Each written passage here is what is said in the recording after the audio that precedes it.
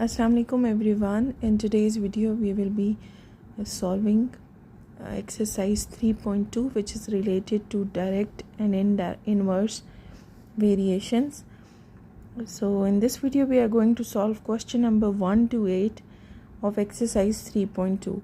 So there are total 13 questions, but they are all similar questions. I hope you can do rest of the questions on your own after watching the video. So let's start. This is the page of the book. So from first question till sixth question, they are related to direct variation, whereas from 7th till 13 that is related to inverse variation. So we will start with the first question, which is if y varies directly as x and y is 8 when x is 2. Find y in terms of x, y when x is 5, x when y is equal to 28. So first of all, let's see what are the two formulas which we need to use for variation. So I have written on the top, for direct proportion or variation you will use y is equal to kx, and for inverse proportion or variation you will use formula y is equal to k by x. So because this is in the question number 1, it is directly proportion, so you will use formula y is equal to kx.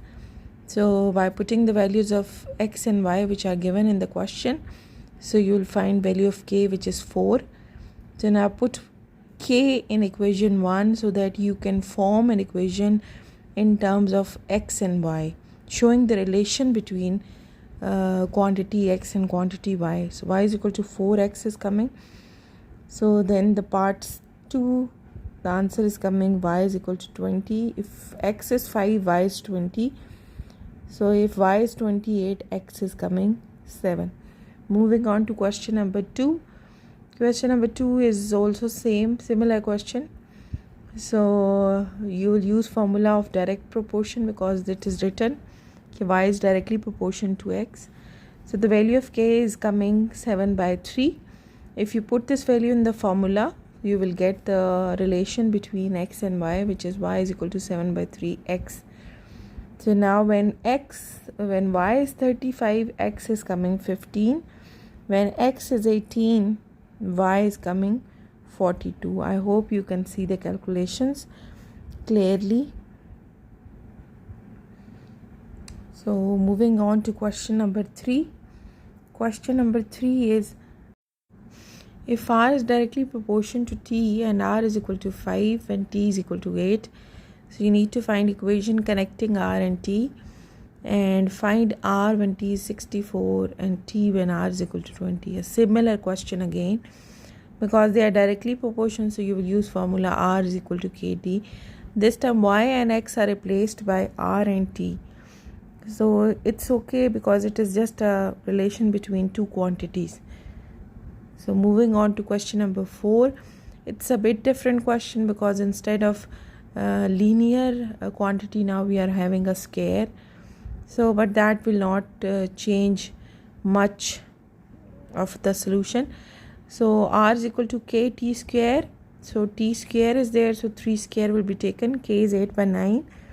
So put the formula, and using the formula put the value or find the value. So moving on to question number 5. It's r cube now. So you will find the formula, use the formula of direct proportion, and you will find the value of k, which is coming k is equal to 5 by 27.